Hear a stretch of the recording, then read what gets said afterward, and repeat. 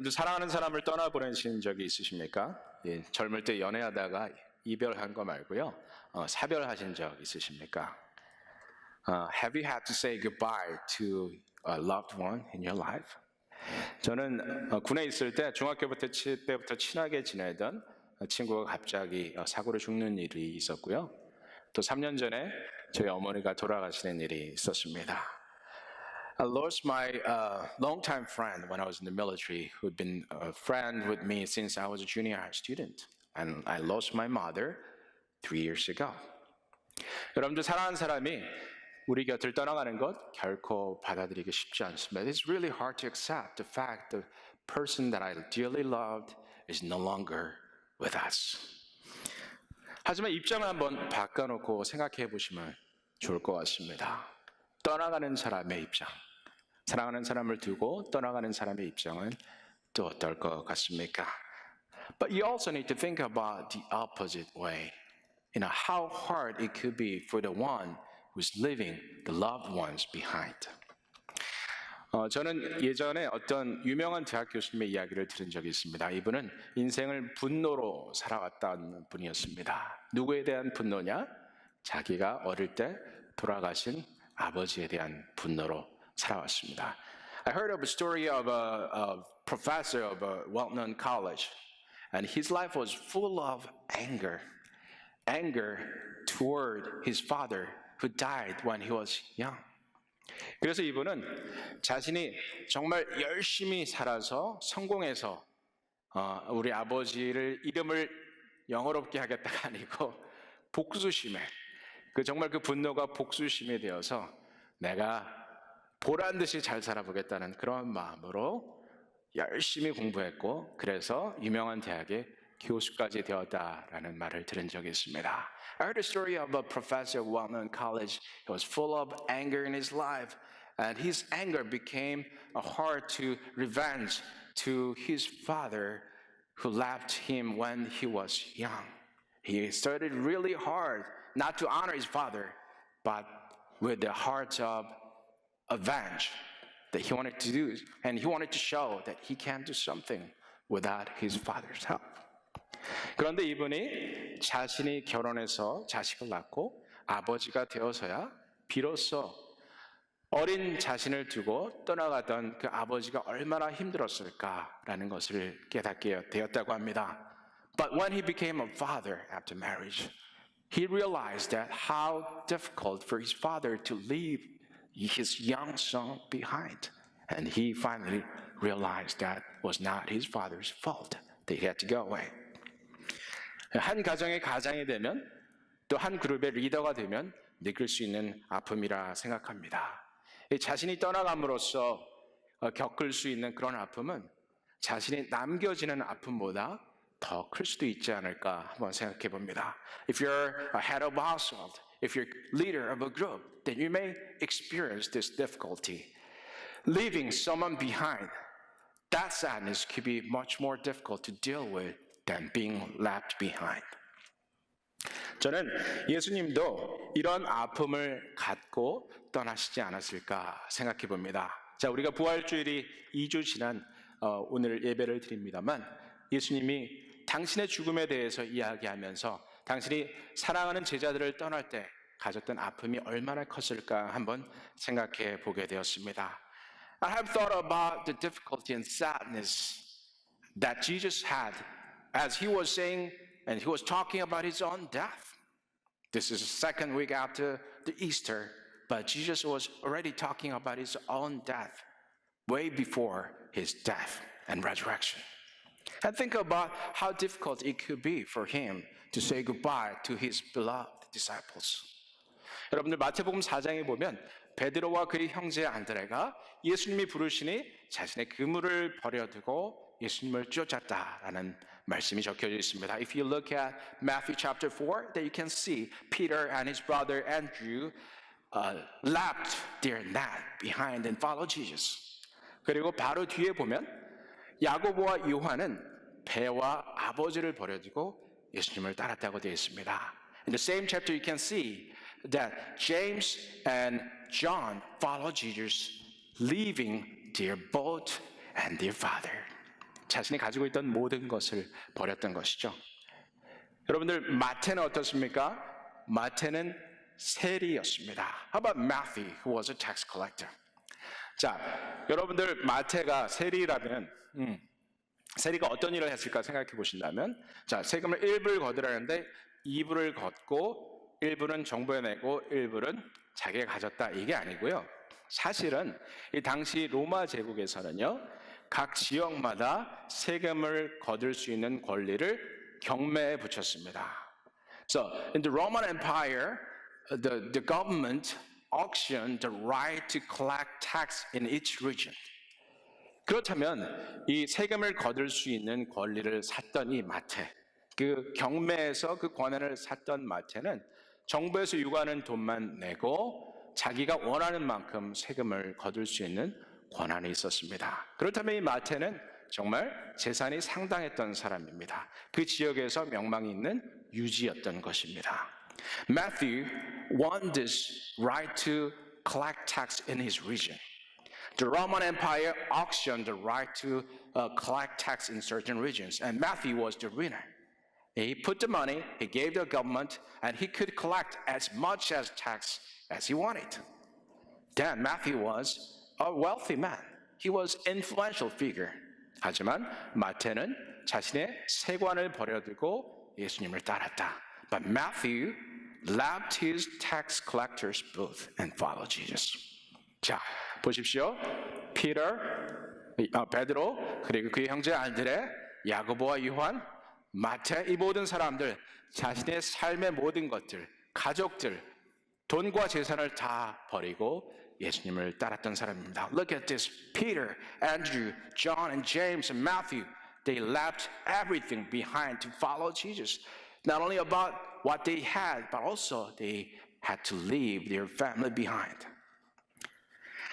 이렇게 제자들이 모든 것을 버리고 예수님을 따랐던 것을 고려하면 예수님께서 당신의 죽음을 말씀하실 때 베드로가 얼마나 화를 냈는지 그 화내는 모습이 이해가지 않습니까? Considering these situations, it is understandable that Peter was very upset when Jesus was talking about his own death. 한편 예수님도 이 제자들의 이런 형편과 상황을 잘 알고 계셨습니다. 자신이 떠나가면 아무것도 남지 않는 그들을 두고 떠나는 그 예수님의 마음이 얼마나 아팠겠습니까? But how about Jesus? Do you think it was easy for Jesus to say goodbye? If he goes, then nothing left for his disciples.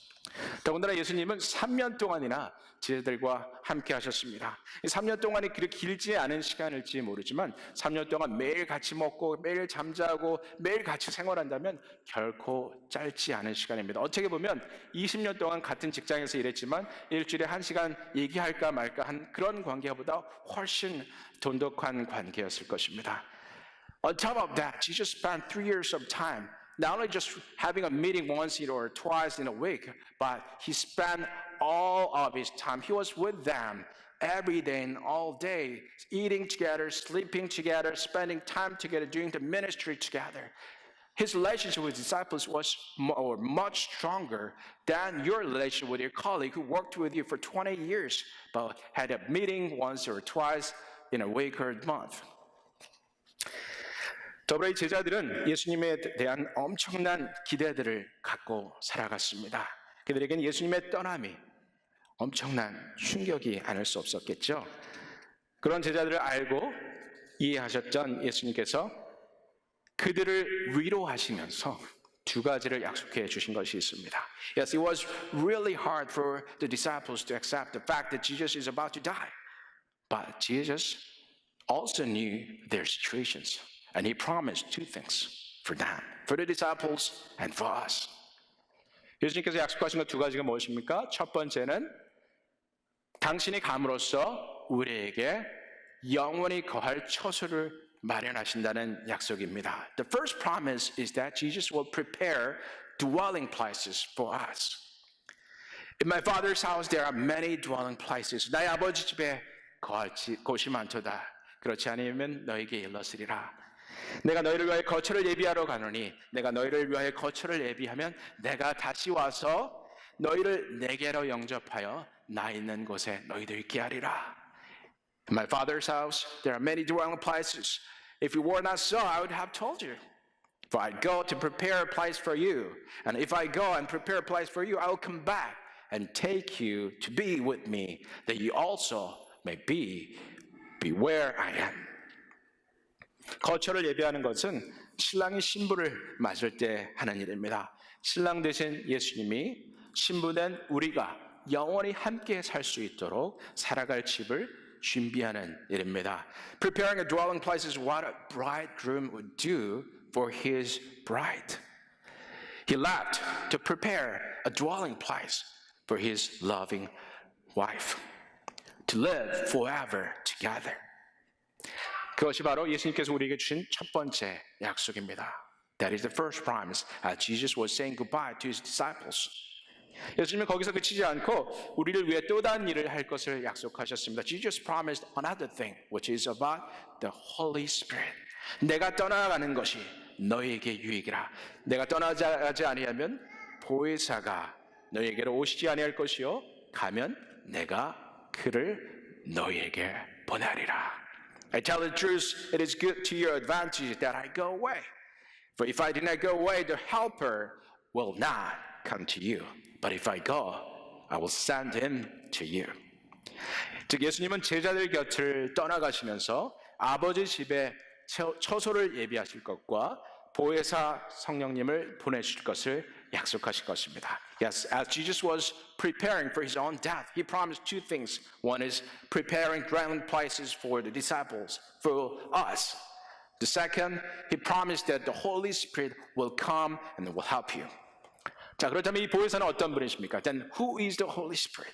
자, 성령을 뜻하는 단어 그리스어로 아기오스 pneumā라고 합니다. The Holy Spirit in the Greek language is hagios pneuma. hagios means holy. hagios는 거룩하다는 뜻이고요. pneuma는 호흡이라는 뜻입니다. pneuma means breath. 즉 성령은 거룩한 호흡입니다. Yes, the Holy Spirit means the holy breath. 자, 하나님께서 인간을 지으시고 거기에다 생기를 불어넣으시니 그 사람이 생명이 되었습니다. 그렇다면 이 breath, 이 호흡은 바로 생명을 뜻합니다. The breath means life, as God breathed out, breathed in the life into the man after creating man and women. Yes, then the breath means life. Then Holy Spirit means holy life. 성령이란 거룩한 생명의 영을 뜻하는 것입니다. 성령은 또 우리 곁에서 우리를 도와주시는 분입니다. 한글 성경은 이를 보혜사라고 번역하고 있는데 원문의 이름은 파라클리토스라고 합니다. Yes, Holy Spirit is someone who supports us. In Greek language it's called parakletos. Para means next, next to. And then kletos means to call. 파라클리토스의 파라는 옆에 있다. 클리토스는 부르다라는 뜻입니다. 즉 옆에 서서 불러주는 분, 그분이 바로 성령님이십니다. Yes, Paracletus. The Holy Spirit is someone who's standing next to you and call, speak for you and to you. 자, 그래서 보혜사, 보호하시고 은혜를 주시라는 스승이란 이 보혜사라는 이름은 사실은 원문에 잘 맞지 않는 해석입니다. 영어 성경에서는 이 파라클리토스를 counselor, comforter, helper라고 번역하고 있습니다. In English Bibles, they translated this word parakletos as counselor, comforter, and helper. 자, 파라클리토스, 우리 곁에서 우리에게 말씀하시는 분, 두 가지로 해석할 수 있습니다. Yes, Paracletus is the Holy Spirit who speaks next to us. And there are two different ways that he speaks. 첫 번째는 우리를 위해서 대언해 주는 것입니다. The first is speaking for us. 자, 제가 군에 있을 때요, 저는 소위로 임관했다가 중위로 제대했습니다. 근데 저는 여단에 있었는데 제가 말단 장교였습니다. 계급으로는 제가 제일 낮았어요. 그래서 작전과장이라는 분이 있었는데 소령이었어요. 항상 저보고 제가 자기 부하라고 우겼습니다. 그런데 군대의 편지를 보면 그렇게 나와 있지 않습니다. 저의 상관은 여단장님이었습니다. When I was in the military, I was a second lieutenant. I became a second lieutenant, then became a first lieutenant. And then there was a major who claimed that I was supposed to report to him. But I knew that it was not like that. I was not supposed to report to him. I report directly to the commander. 제가 이렇게 해서 우겼지만 이분은 계급으로 자꾸 저를 누르고 제가 말을 듣지 않는다고 괴롭히기도 했습니다. I claimed that I'm not supposed to report to him, but he was rude and stubborn. 그런데 그때 인사장교가 있었습니다. 대위였습니다. 그러니까 소령보단 낫죠. 하지만 인사장교가 이 정훈 장교는 당신의 부하가 아니라 여단장의 부하입니다 라고 얘기를 해주니까 그때부터는 작전과장님이 저에게 말을 못하는 것을 보았습니다. And then there was an officer who was an HR officer, who was a captain, so he's lower than a major. But he said, I'm not supposed to report to the major. I'm supposed to report directly to the commander. 자, 제가 스스로 저 자신에 대해서 얘기할 때 그분이 받아들이지 않았지만 저를 위해서 얘기해 주는 사람이 있으니 그분이 그 작전과장이 할 말이 없었던 것이죠. Yes, I couldn't be persuasive when I was speaking on my own behalf. But when there's someone who was speaking for me, it was powerful and persuasive. 자, 우리가 잘못이 없을 때도 이렇게 대언자의 존재는 그렇게 힘이 될 텐데 죄가 많을 때 우리를 위해서 대언해 주는 사람이 있다면 얼마나 좋겠습니까?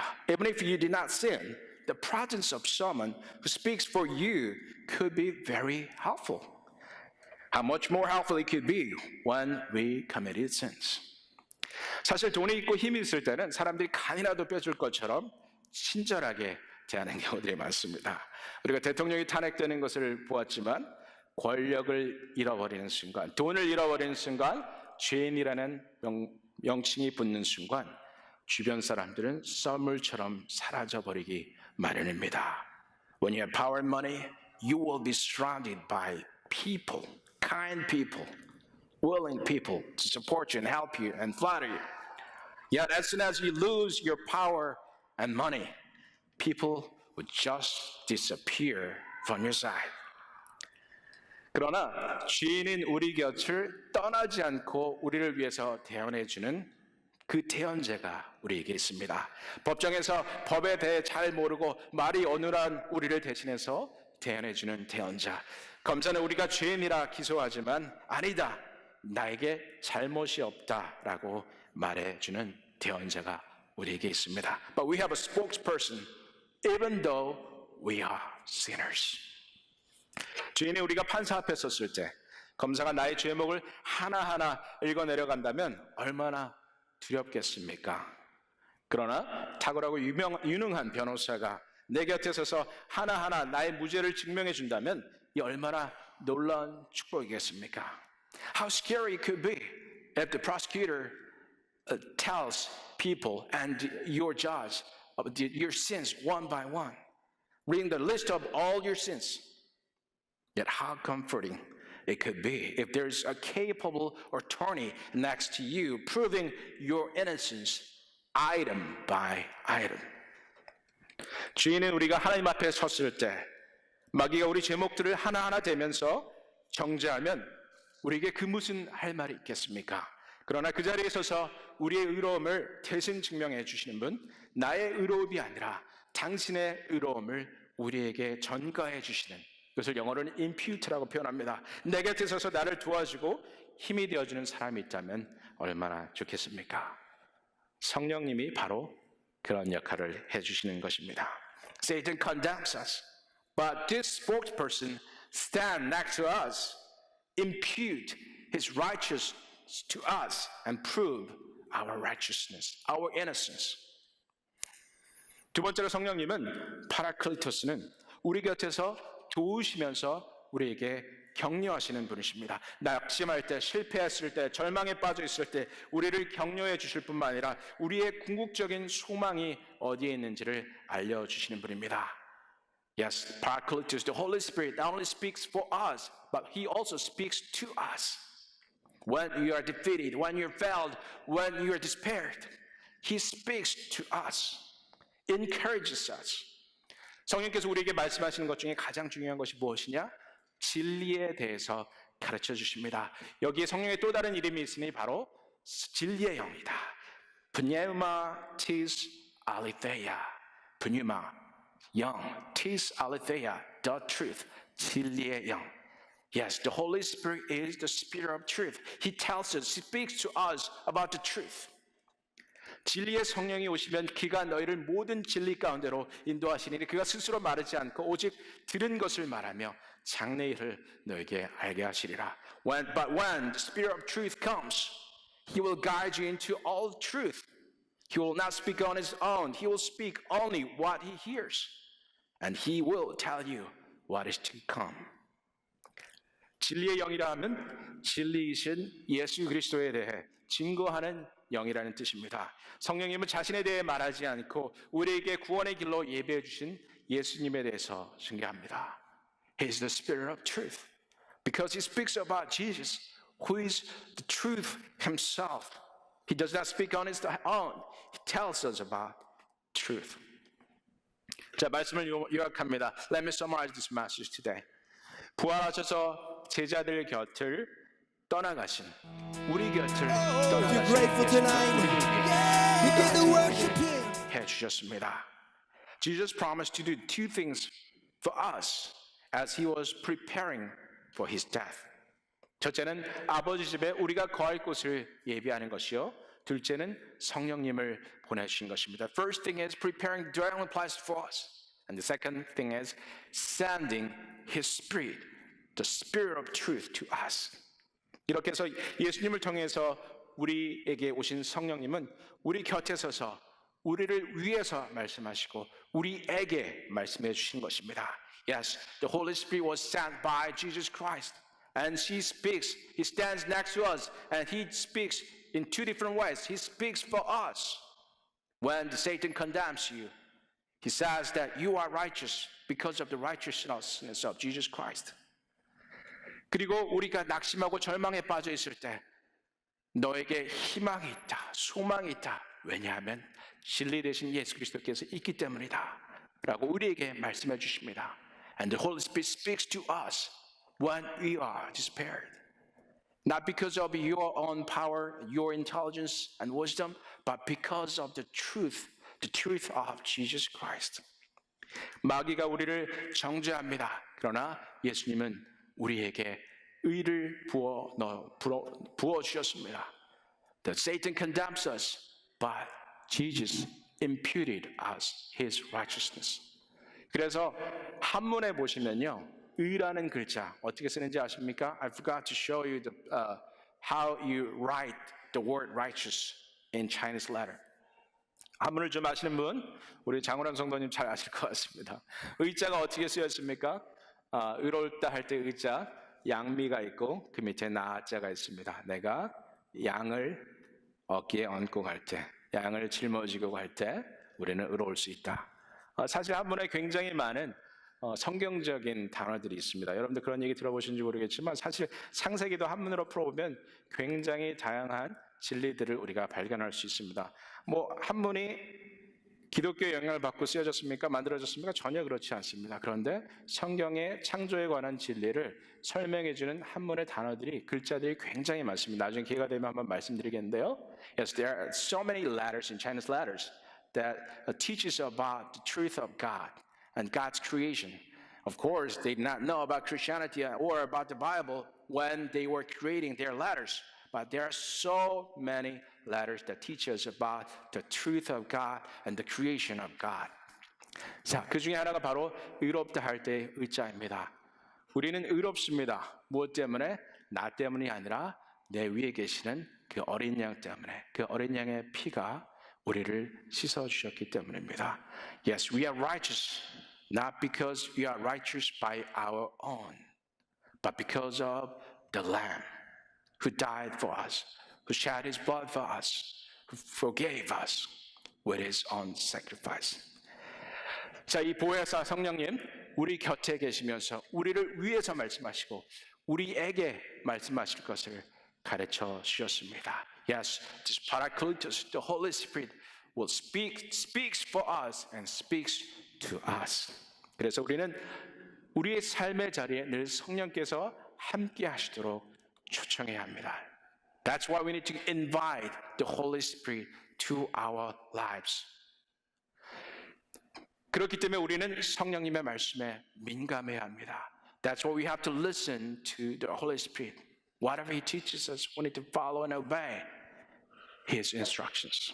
그분의 역사하심을 우리는 기도해야 합니다. We need to pray for His work, that He would work in our lives. 성령님을 이해하는 것 쉽지 않습니다. 호흡을 잡는 것만큼이나 쉽지 않은 일입니다. Understanding who the Holy Spirit is not easy. 하지만 성령님은 좋은 어머니가 그 자녀를 위해서 먹을 것과 입을 것과 쉴 곳을 마련해 주고 격려해 주고 위로하듯 여러분들의 필요를 채워주시면서 여러분들을 격려하고 여러분들에 대항해서 욕하고 저주하는 사람들 향해서 여러분은 의롭다, 선한 하나님의 자녀다라고 말씀해 주시는 분입니다. 그래서 우리는 성령님의 임재를 기도해야 합니다. 성령님의 음성에 민감해야 합니다. 그리고 그분의 말씀에 순종해야 합니다. 이것을 기억하시고 이 자리를 떠나가시는 여러분들 되시길 바라겠습니다. So understanding the Holy Spirit is not easy. Just like your efforts of grasping your breath, it's really hard to understand who the Holy Spirit is. But Holy Spirit provides for us, just like a good mother would provide everything for her child. And then she encourages us and defends us. That's why we need to be careful and paying attention to the Holy Spirit. We need to invite Him into our lives, listen to Him and obey His instructions. 성의 충만함의 은혜가 여러분들의 삶에 늘 가득하시기를 주님의 이름으로 축원합니다. 함께 기도하시겠습니다. Let us pray. 주님, 성령님을 이해하는 것이 쉽지 않음을 우리는 압니다. 그분이 어떤 일을 하시는지, 그러나 오늘 배웠사오니 성령님의 임재를 기도하고 성령님의 음성에 민감한 우리 귀한 성도들 될 수 있도록 하나님 축복하여 주시옵소서. Understanding who you are, the Holy Spirit is not easy for us. But we learned today what the Holy Spirit does for us. Just like a good mother would provide everything that her child needs, we learned the Holy Spirit provides everything for us, speaks for us, and speaks to us about the truth of Jesus Christ. So Lord, I pray this afternoon that all of us would invite the presence of your Holy Spirit in our lives. Listen to you and careful in our observation and following your instructions every day. 주 예수 그리스도 이름으로 감사하며 기도드렸습니다. In Jesus' name we pray. Amen.